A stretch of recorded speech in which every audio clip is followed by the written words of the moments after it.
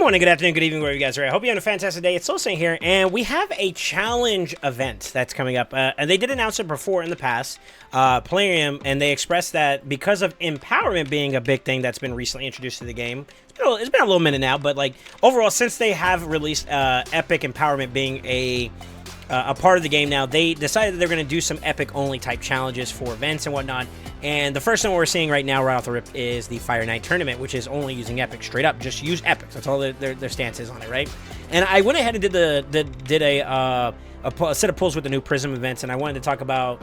I talked about that I was going to be kind of doing a video on this, and this is kind of what this is. So basically, I'm going to show you guys the team I used to get to the 2750. The long and short of it is basically all you have to do is get artifacts and of high rarity, as best rarity as you can get in Fire Night, using only Epics as your team.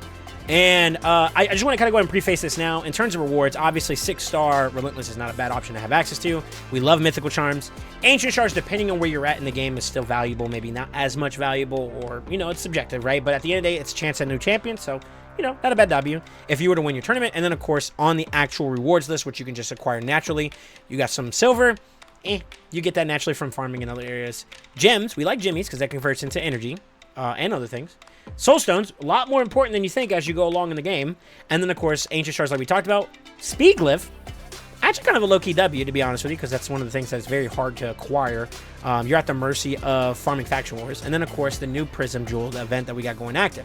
And if you saw my shard pulls, my Soulstone pulls earlier on the previous video I did, you know, it's not too bad. This is actually a pretty good event, to be honest with you. I'll just say it like that.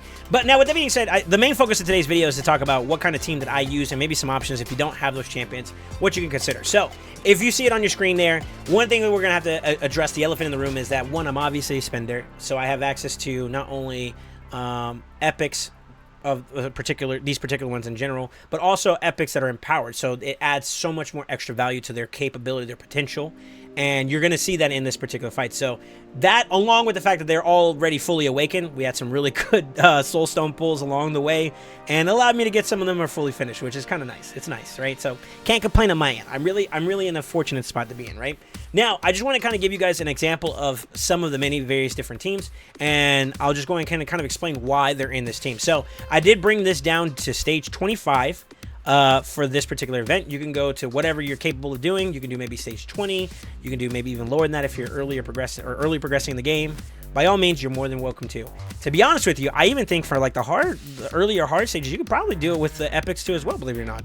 Now, is it ideal? Of course not, but I want to kind of express, and I'm going to kind of explain my team here pretty quickly, and I'll show you like briefly their stats and pretty much what I have them built in. So I didn't go over the top in my opinion, from my place in my game of where I'm at. I'm an in-game account, so obviously my perspective is of a different, there's, you know, basically adjusted based off of your perspective where you're at in the game. For where I'm at, I kind of use a lot of like what I would say is like leftover gear or whatever they already had on them for the most part. I think I only had to tinker with like Royal Guard a little bit, and I believe Stag I had to throw some extra pieces because they had some missing pieces, so I just threw some extra things on them. I didn't do like a full-on optimizer for them. But like champions like my Seer, for example, who I use pretty regularly, she's actually built in a pretty decent set. I think she's in Merciless right now. Most of these champions, you're going to see them pretty much in either Savage or a decent speed build to complement what we want them to do. So in this particular team comp for Fire Night, there's two ways in the boss himself. How we address the boss is basically through cracking through his shell, his shield, which has a certain amount of stacks, so more hits the better, and then of course keeping him from getting his turn. So Terminator manipulation is a big thing here. Where my focus is basically to get a lure to the boss, and she kind of carries from there. Her A1 does turn meter reduction, one of the best in the game actually. I think it's by 30% as long as she crits, and of course you need the accuracy to reduce the turn meter. She's built very well for that, and she's at a decent pace so that she can outpace the boss. So she's at 267. It doesn't have to be that high. It doesn't hurt. You can go faster. You can be a little bit slower. I think eventually you want to get to a point where you have a decent amount of speed. She has to be crit cat because it has to be crit for each critical hit. And then, of course, enough accuracy to land the turn meter reduction. So I think the boss is on normal is around like 225 to 250-ish. So if you wanted to be a little safe, around 250 probably be the general rule of thumb. And it'll cover the ads along the way too. Stag Knight, believe it or not, was more so there for the decreased defense, for the waves. And he actually has a multi-hitter, which also came with decreased speed, which is actually not a bad nod too as well. I definitely think that was kind of like a little bit happy accident. Believe it or not, I actually had, let me see if I can find it real quick. I believe it was Zargala I had in this team before, and I didn't realize it until a couple runs in. It was still successful, but she would die before she gets to the boss, and basically the rest were kind of carrying her, and I didn't realize it, but this entire stage is like spirit, so it's very positive ending against her, and I was like, well, why? She was there mostly for the decreased defense, right? Let me just find somebody else who does the exact same thing for her, and I did that with Stag. He also brought decreased attack, which is kind of like a nice extra little nod. It's not really mandatory. It's really more so the decreased defense that we care for the waves. Of course, the boss, and, being a multi-hitter was kind of nice, right?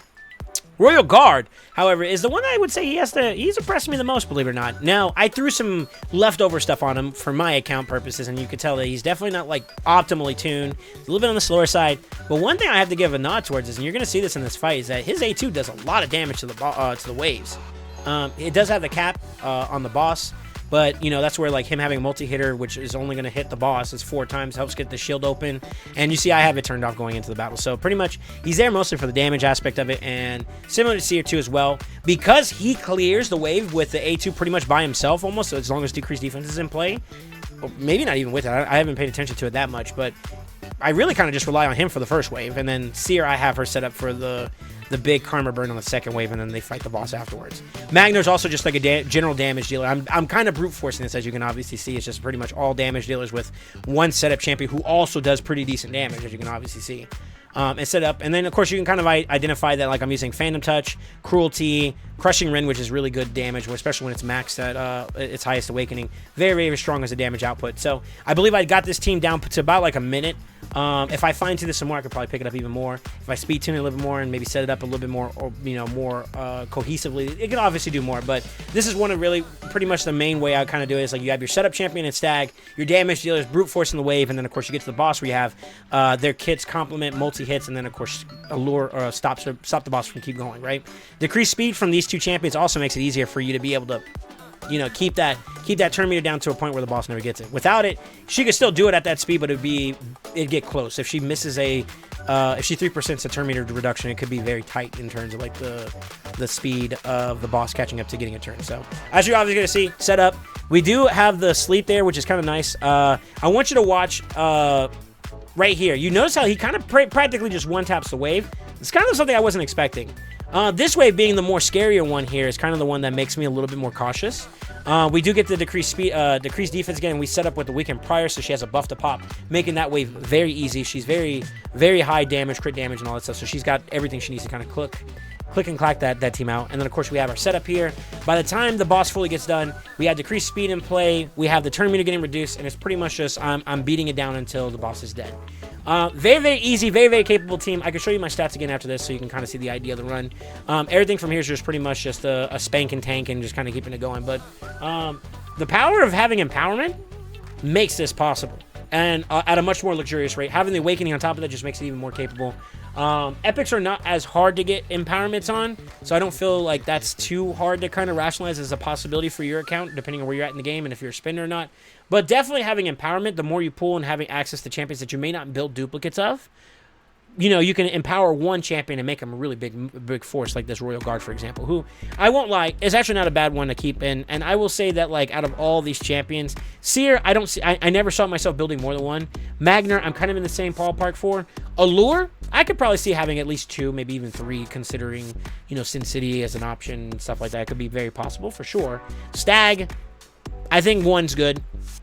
Having empowerment as an option is never a bad thing, and there's various different other outlets you can use too as well. I definitely think that, like, bringing back an old meta champion for this type of event was a no-brainer with Allure, and just kind of letting her cook. But there's various options you could use. I mean, obviously, someone who does something very similar in a sense, which is turn reduction in terms of turn meter. Skinfo is really good. Brings his own decreased speed. Decreased attack. He also has a chance, I believe, on his A3 to steal turn meter 2 as well. Very, very noteworthy champion that you could replace maybe a Lure or an alternative champion for. Deacon would be another great one I've seen some people do. And I'm actually going to pull some screenshots for some of my clannies here. Big salutes to the Ascended here. But they just kind of threw some options together, and it seems like that's kind of what's been kind of showing around a little bit here. You see some people did use Zargala in their team comp here with Deacon. Now that I see that, they use that. Let's see what else is there. I think someone else kind of followed something very similar, or unless this is the same one. That is the same one there. I think you just tuned it up to a point where you got it down to like about a minute 15. But yeah, I mean, it's the same thing goes. You see, like, some of them are starting to get empowered and whatnot. It makes it a little bit easier for you to kind of push through this content that has been superseded by harder difficulties, like hard version of Fire Knight, obviously. But being able to go back and be like, yo, I can do a quick minute run with some epics now is kind of nice. It's a cool little nod. Then I think it's a cool little event to be able to get people to kind of push forward to get, you know, the soul stones for a, you know, soul stone pool for shapers that you saw us use, believe it or not. I think it's really a really cool notion. So I don't know, what did you guys use? How fast was your team? Let me know in the comments below. I would love to see it. And with that being said, don't forget to like, comment, subscribe, and as always remember, stay ascended.